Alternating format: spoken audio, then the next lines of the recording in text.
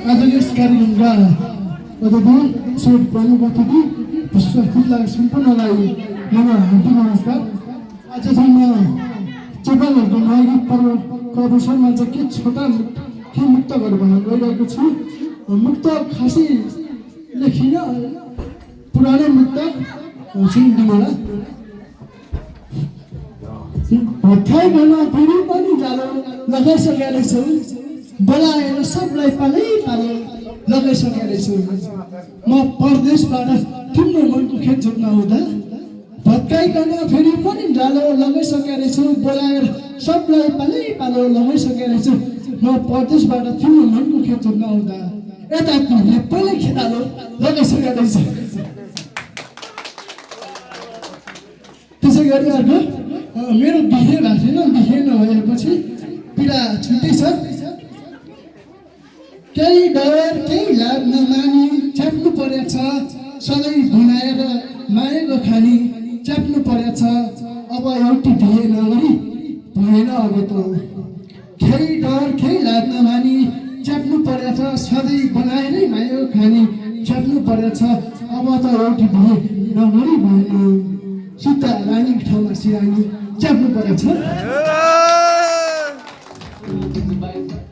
त्यसै गरी अर्को हुने खाने अलिक खानाको भेटायो भने, उसले आफू जस्तै समानको भेटायो भने के थियो होला र म जस्तो गाउँले केटोलाई।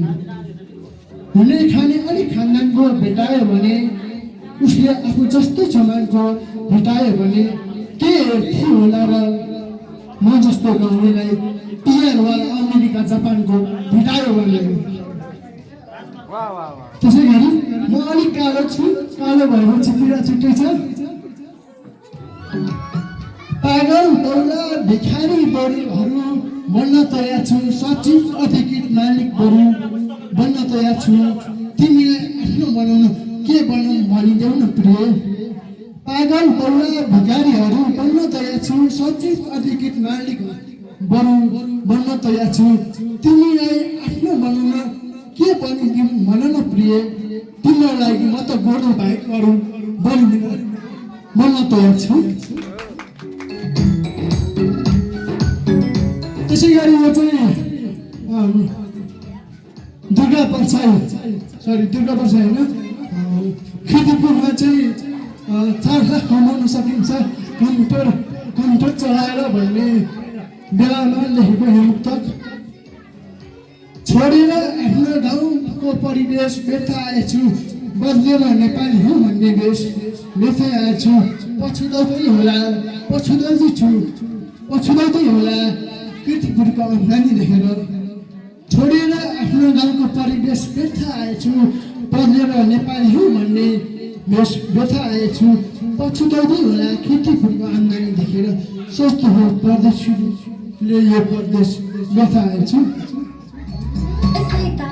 अर्को छ लास्ट मुद्दा। समाजकै मान सम्मान जिताउन मन छ, थालेर बरु आफ्नो ज्यान जिताउन मन छ। यति धोकेबाज उम्मेदवार खोज्यो भने कसैले। समाजकै मान सम्मान जिताउन मन छ, थालेर बरु मैले आफ्नो ज्यान जिताउन मन छ। यति धोकेबाज उम्मेदवार खोज्यो भने कसैले। एउटीलाई गरेर मतदान जिताउन मन छ। धन्यवाद। धेरै धन्यवाद हाम्रा पुण्यश्री माध्यमिक विद्यालयका शिक्षक मनोज पाण्डेलाई। उहाँको सम्मान स्वरूप यहाँहरूले